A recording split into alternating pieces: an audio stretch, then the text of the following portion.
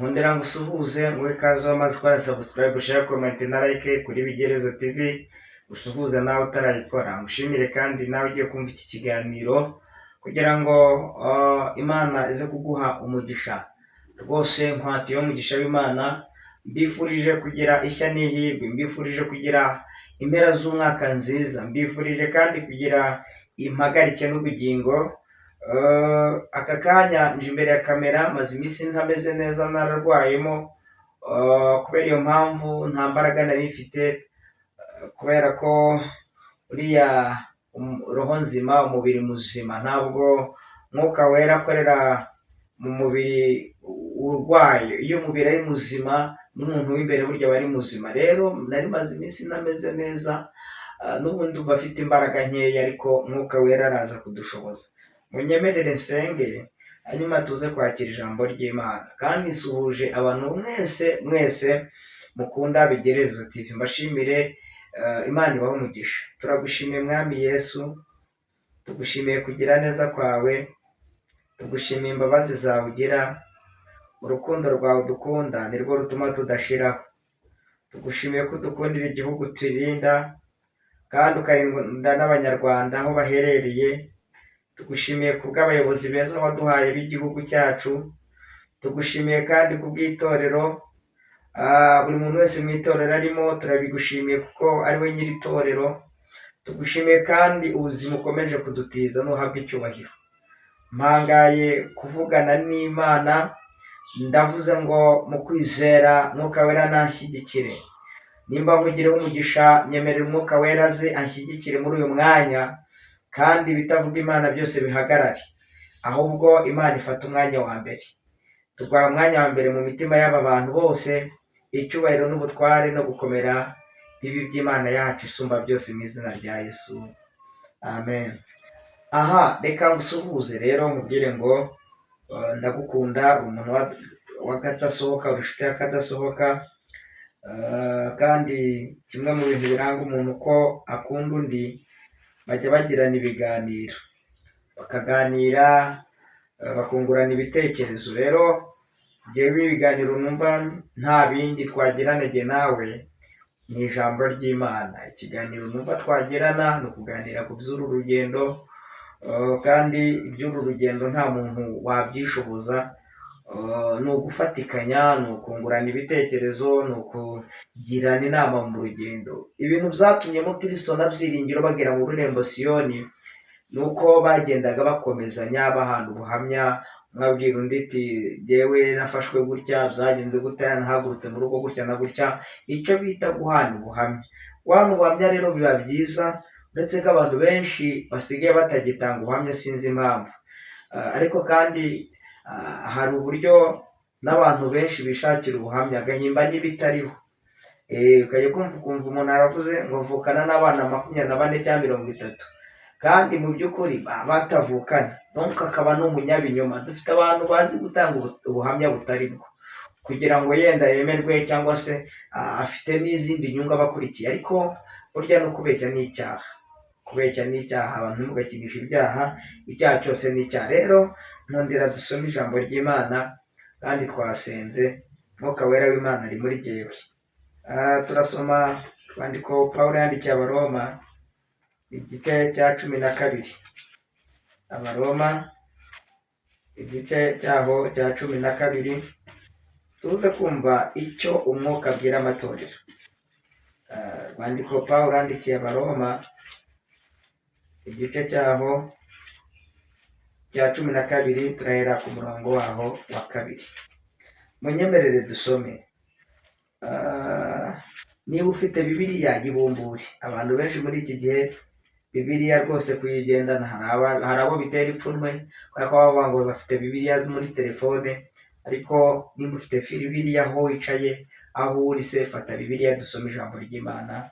Abaroma igice cyaho cya 12 umurongo wa 2 haravuze ngo, kandi ntimwishushanye n'ab'iki gihe, ahubwo muhinduke rwose mugize imitima mishya, kugira ngo mumenye neza iby'Imana ishaka, ari byo byiza, bishimwa kandi bitunganye rwose. nkundira dusubiremo aya magambo. Bibiliya iravuze ngo kandi ntimwishushanye n'ab'iki gihe, ahubwo muhinduke rwose mugize imitima mishya. Haleluya, Imana ntihabwe icyubahiro.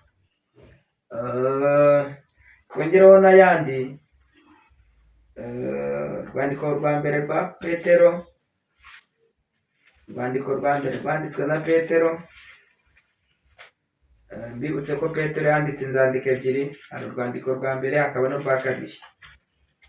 Rero dusome urwandiko rwa Petero, rwanditswe na Petero, igice cya mbere umurongo wa 14, haranditse ngo mube nk'abana bumvira, ntimwishushanye n'irari mwagiraga kera mukiri injiji. Mube nk'abana bumvira, ntimwishushanye n'irari mwagiraga kera mukiri injiji. Ndagira ngo tuganire amagambo avuze cyangwa afite intego ivuga ngo kwirinda kumera nk'ab'iki gihe. Kwirinda kumera nk'ab'iki gihe. Mu buzima busanzwe nta muntu ukunda ibitutsi, kandi kimwe mu bintu abantu batazi ni uko burya icyaha cyose ari icyaha, no gutukana ni icyaha. Ariko nk'abantu muzi ubwenge, iyo Bibiliya ivuga ngo ntimwishushanye n'irari mwagiraga kera mukiri injiji, mu Kinyarwanda iyo ubwiye umuntu ngo uri injiji uba umututse, ashaka kujyana mu mategeko uba umututse, uba umuhinduye, uba ushaka guhindura sitati yiwe, ushaka kumusuzugura, haba harimo ibintu byinshi. Ariko Bibiliya yo ivuze amagambo akomeye. Petero yandika urwandiko rwa mbere igice cyaho cya mbere umurongo wa 14, yavuze ngo kandi ntimwishushanye n'irari mwagiraga kera mukiri injiji. Bivuze iki? Ibi bivuze ko umuntu wese ukora ibyaha ni injiji. Niyo yaba afite doktora, niyo yaba afite PhD, akaba ari umusambanyi, ari umujura, ari umunywi w'inzoga, anywa ibiyobyabwenge, nta bwenge afite, aracyari mu bujiji. Urugero urwo ari rwo rwose, ikigero icyo ari cyo cyose, uwo uri we wese ugikora ibyaha, kabona nubwo yaba ari mama wanjye akora ibyaha, ari mu bujiji. Kabona niyo yaba ari umugore wanjye cyangwa abana banjye bakora ibyaha, baracyari mu bujiji, baracyafite ubujiji. Birasaba iki? Bibiliya itugira inama. Yobu 28 umurongo wa 28 haravuze ngo kandi ibwira umuntu iti dore kubaha Uwiteka nibwo bwenge, kandi kuva mu byaha niko kujijuka. Hanyuma munyemerere mbabwire, umuntu wese wubaha Uwiteka niwe munyabwenge, nawe ujya mu byaha ni injiji. Kuva mu byaha niko kujijuka, ariko ubigumamo aba ari mu bujiji, aba ntacyo aramenya. Kwifurira rero kuba injijuke, cyangwa se kuba mu muryango w'abantu bazi ubwenge. Kandi ubu bwenge ntabwo ari ubwenge bw'isi, nta nubwo ari ubwenge bw'abana b'abantu, ahubwo ni ubwenge bw'Imana. Nimba ufite ubwenge bw'Imana, plutôt nimba ukiranuka, bivuze ko n'ubwenge bw'Imana uba ufite. Munyemerere tuvuge ngo amen. Hanyuma Paulo yandikiye Abaroma aravuga ngo kandi ntimwishushanye n'ab'iki gihe, ahubwo muhinduke rwose mugize imitima mishya, kuko ari iby'Imana ishaka. Kuki aya magambo Imana yashyize ku mutima? Naje gutekereza nsanga ni ngombwa ko tuganira kuri ibi ibintu. Hari agasimba kitwa kamerewo, mu Gifaransa kitwa kamerewo, mu Kinyarwanda kitwa uruvu. Iyo Bibiliya ivuga ngo ntimwishushanye n'ab'iki gihe, hari icyo ishaka kuvuga. Iba ishaka kugaragaza ko ab'iki gihe abenshi bafite imitima yo kwishushanya no kwiyoberanya, bakigira beza tukagira ngo ni beza, ariko bishushanya. Kwishushanya ni iki? Donc kwishushanya ni ukwisanisha n'icyo kintu ariko kaba atari cyo. Kwishushanya ni ukwisanisha n'icyo kintu ushaka kuba cyo, ariko originality akaba atari cyo. Urugero, iyo umujura yinjiye akiba ikintu bita televiziyo iwawe, yacukuye wenda inzu hejuru yibagirwa akantu bita antene. Hari uburyo rero abantu bishushanya bakagira ngo kubera ko kwa kana kakiri antene imanitse, donc wa muntu iyo bamaze kumwiba ntashobora guhita amanura antene ashobora gutekereza ati iyi antene ninyimanura abantu bashobora guhita batekereza ko nayigurishije televiziyo, ariko ahubwo reka ndekereho antene bajye bagira ngo televiziyo iracyahari ariko yaragiye kera. Ibi biravuze ngo hari igihe umuntu aba mu buzima abantu bagira ngo aracyari muzima, ahubwo televiziyo yaragiye kera mu buryo bw'umwuka yarapfuye. Iyo mvuga ibintu bikomeye nk'ibi bintera ubwoba nkinginga Imana cyane, kandi nawe Imana igushoboze. Hari uburyo bivuga ngo nzi ko ufite izina ry'ukuri ariko ukaba uri intumbi. Birashoboka ko umuntu ashobora kubwiriza ariko ari intumbi. Birashoboka ko umuntu ashobora kuba umupasiteri, umuyobozi runaka, akaba umushumba, akaba donc muri we yari intumbi. Umuntu aba intumbi ryari? Mumurikire mu nyumve, ntabwo ndi gutukana, nabiseguyeho. Bibiliya iravuze ngo nzi ko ufite izina ry'ukuri ariko ukaba uri intumbi.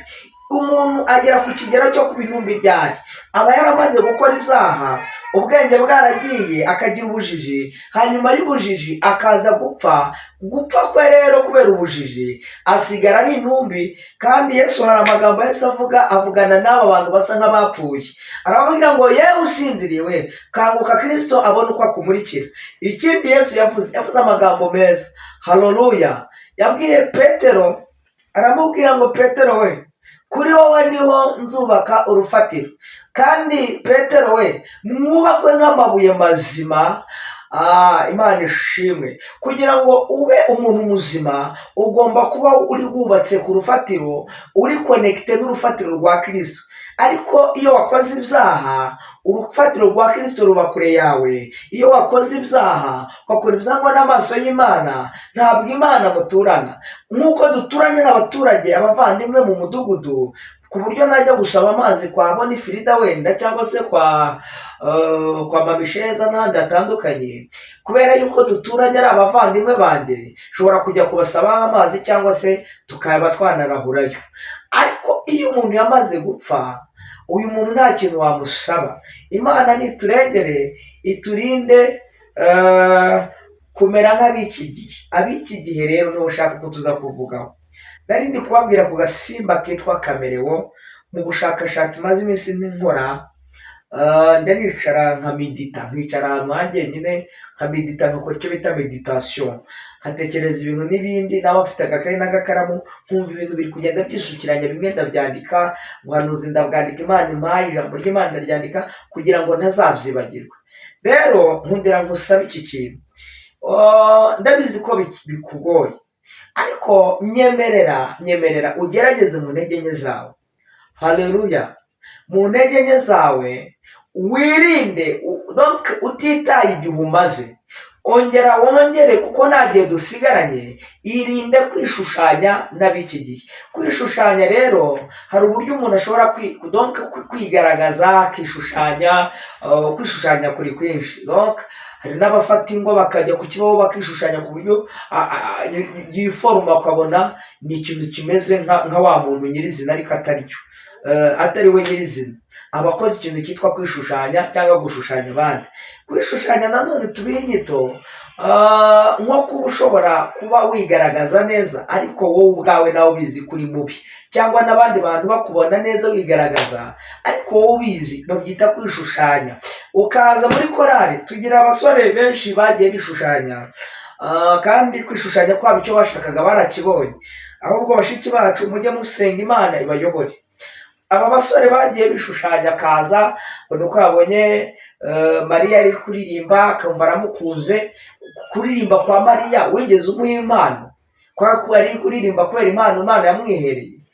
Wimugira irari nk'irya kera. Bibiliya iravuze ngo nimwishushanye n'irari mwageraga kera. Hanyuma kubera irari afite, araza kujya gutereta uyu Mariya. Namutereta biraza kurangira bapanze gukora ubukwe. Niba bana gukora ubukwe, uraza guhita ubona ko wa mugabo yishushanyaga ashobora kugera mu rugo agahita anywa byeri, agahita akuramo. Hari umugore utarenzi rwose, Imana yabwiye ngo ntuzigere ukorana ubukwe n'uriya mugabo kuko ni umusambanyi n'umujura n'umunywarumogi. Umukobwa ati oya. Araza uwo musore arishushanya, yigira mwiza ku buryo twabonaga ari imico myiza. Baramusezeranya pe ngo bagere mu rugo, ahita abwira umugore we, aramubwira ati fungura byeri niwe. Akurura kesi ya fanta cyangwa kazi ya fanta, plutôt ya byeri, ayikurura munsi y'ameza. aramubwira ati nta kindi, mfungurira byeri ninywere. Arayifungura ati ngaho senga. Undi agiye gusenga avuga ati po, ntabwo inzoga bazisengera. ahita amwiyereka, donc amutereta twabonaga ari umurokore, bafiyansanya twabonaga ari umurokore, kandi na pasiteri abasezeranya ntabwo twabonaga ko atwite, ariko ageze mu rugo ahise abyarira amezi 3. wagira ngo ni urukwavu ni rwo rubyarira amezi 3. ni gute ushobora gushaka amezi 3 yashira ukabura byaye? ibyo nta kindi cyabiteye, watwishushanyijeho, twagize ngo ntutwite kumbi wari utwite. Imana turinde kwishushanya n'ab'iki gihe. Ab'iki gihe bateye ubwoba. Nkundira dusobanure aya magambo muri ubu buryo. Nifashisha agasimba kitwa kamerewo. Kamerewo ni agasimba kitwa uruvu, ariko kandi uru ruvu rufite inkomoko, ruvuka mu muryango w'ibikururanda. Mu bikururanda harimo krokodile cyangwa ingona, hakabamo inzoka, hakabamo imihovu, harimo ibintu byinshi. Rero ndashaka kuvuga kuri aka kantu kitwa kamerewo. ndababwira ibintu 3 bikaranga, mbabwire n'ibindi 3 kamerewo igira bibi. icya mbere nshaka ko tuganiraho, uru ruvu cyangwa kamerewo rugira amaso y'imbere n'ay'inyuma, rureba imbere rukareba n'inyuma, donc ruhora ruri maso imbere n'inyuma. hanyuma icya kabiri, uru ruvu rugira umubiri wihinduranya. iyo rugeze mu cyatsi ruba icyatsi, rwagera mu muhondo rukaba umuhondo, rwagera ahantu hose rugeze ruhita rusa nawe. umubiri warwo ni uko uteye, ni agasimba kiyoberanya kazi kwishushanya. 3, ikintu kiranga uru ruvu, kagira ururimi ruriho ubusabwe cyangwa se rurenduka, kandi ururimi ruba rurerure. iyo gashaka kurya wenda nk'agasimba, rurituga rugatuma rwa rurimi iminota 2 rukaba rwakariye. Imana nitabare, kandi Imana itwambika imbaraga, iturinde kumera nk'ab'iki gihe. ab'iki gihe rero bateye bate? Reka mbabwire ko aka gasimba amaso yako ntareba hamwe. ab'iki gihe ntibashaka kuguma mu nzu y'Imana. ab'iki gihe ntibanyamurya irya nino. abenshi baraza mu rusengero tukabona ari bazima, ariko ibyo bakorera hirya y'urusengero ni agahomamunwa. abo bameze nka kamerewo, ntibahoza amaso yabo hamwe, baba bareba ubutunzi bakareba kandi ntibanyurwa. icya kabiri, donc uru ruvu rugira umubiri wihinduranya. niko abakristu benshi bo mu minsi y'imperuka bateye, bazi kwishushanya. mu kanya ukamubona ari inzobe puritari igikara, ejo mu gitondo ukabona yabaye inzobe. bazi kwishushanya ku buryo tugira ngo ni bazima, ariko barabaye nk'abasaza benshi kubera kwishushanya. Imana nidutabare. icya gatatu, mu yandi magambo, aka gasimba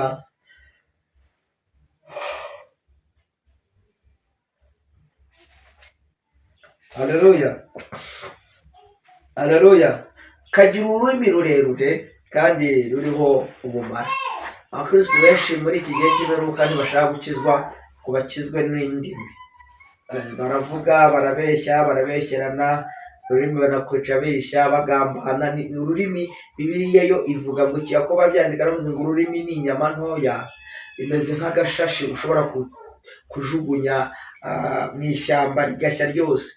Imana nidutabare rero, tuganirire ijambo rivuze ngo Imana iturinde kwishushanya n'abandi. kwishushanya n'abandi ni iki? gushaka kuba utari, gushaka kumera nk'abandi. wabona kanaka yambaye akabubu keza, ati nanjye waba ubushobozi nakagura, cyangwa se ibyo ni byiza kwifuza iby'abandi kubera ko nta bushobozi uragera, doka babyita ishyari ryiza. ariko kwifuza ibitari ibyawe noneho ugashaka kuraza umugabo ku nkeke ngo nanjye bubu, urashaka kwifatanya cyangwa kwishushanya n'ab'iki gihe. donc kubera ko madamu Theo yambaye superi cyangwa yambaye iribaya y'ibihumbi 50, ugahita uraza umugabo wawe ku nkeke kugira ngo nawe ujye kwishushanya wigaragaze. kwishushanya ni nko kwigaragaza. mu yandi magambo, Imana idufashe iturinde kwishushanya n'ab'iki gihe. Yesu akomera umugisha. hari ikintu natekereje. Haleluya. Kubera iki murusha kubonaho ibyaha biri kugenda byiyongera kandi hari abanyamasengesho? Nta kindi impamvu ibi byaha byiyongera, abakristo benshi babayeho mu buzima bwishushanya. Tukababona mu nsengero ari bazima ariko hanze agakiza ntako. Tukababona baririmba babwiriza bameze neza ariko ndani mu mitima yabo nta gakiza bafite. Imana rero iturinde kwishushanya n'ab'iki gihe. Ab'iki gihe bameze bate? Timoteyo yandikirwa na Pawulo, urwandiko Pawulo yandikiye Timoteyo rwa mbere, nimba atari urwa kabiri, ndumva ari urwa mbere ku gice cya 3, yaramubwiye ngo Timoteyo mwana wanjye umenye ibizaba mu minsi y'imperuka. Icya mbere, abantu bazaba bikunda, bazaba bakunda impiya. Imana nidufashe. Bazaba badakunda imiryango yabo, badakundana, bangana. Bibiliya ivuze amagambo akomeye, iravuze ngo kandi yewe Timoteyo we mwana wanjye Timoteyo, abantu bameze gutyo bazabaho mu gihe cy'imperuka, kuko ngo bazaba bakunze iby'isi, ngo bakunze ibibanezeza aho gukunda Imana. Ibi ndabibona no mu bitwa ko ari abarokore b'iki gihe, aho ubona umuntu ashobora gukererwa korari ari muri betingi, umukobwa agakererwa korari ari gusokoza imisatsi y'abantu itumye baba kurangara doke bari gusokoza cyane ngo bishushanye bigire nk'abandi. Kandi wari umurokore ariko igitambaro gikuyemo ushyizemo agahozi nawe urashaka kumera nk'abandi. Yesu aravuze ngo rekeraho, garukiraho, Imana igushoboze kutamera nk'ab'iki gihe. Hanyuma Yesu we, haleluya, ndashimira Imana. Umugabo bita Timoteyo arabwirwa ngo hazaba ibihe birushya, abantu bazaba bikunda bakunda impiya, batumvira badakunda ababo. Aramubwira ngo ariko abameze batyo uzabatera umugongo. Ndagira ngo dutere umugongo abantu bose mwaba muziranye nabo ariko bakunda umuco wo kwishushanya, adashaka kwimanifesta uko ari, kwigaragaza uko ari, ntabikeneye, akeneye ko amera nk'abandi. Ibikonje arashiga. Donc hari uburyo abantu bihindura inzobe barigikana, mugahura ukibaza uko byagenze. Bashatse kwishushanya n'ab'iki gihe. Imana idufashe kandi dutabare. Unkundire tuze gufata akanya ko gusenga. Yesu akurinde kwifatanya cyangwa kwishushanya n'ab'iki gihe. Ab'iki gihe barasambanye, bariba, barica, bafite ubwicanyi. Ab'iki gihe bafite amoko. Ab'iki gihe ntibahaga, ntabwo banyurwa. Ab'iki gihe baca inyuma abagabo babo, abandi abagore babo. Ab'iki gihe, mu yandi magambo, Yesu natabara itorero. Ndagira ngo dufate akanya ko gusenga, twinginga Imana iturinde kumera nk'ab'iki gihe. Turagushimiye Mwami Yesu, tugushimiye imbabazi zawe.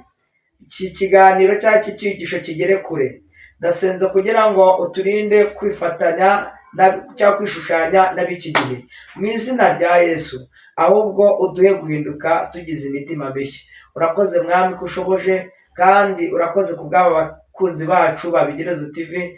Uhabwe icyubahiro. Urakoze ko washoboje kuvuga ijambo ryawe, mu izina rya Yesu. Amen.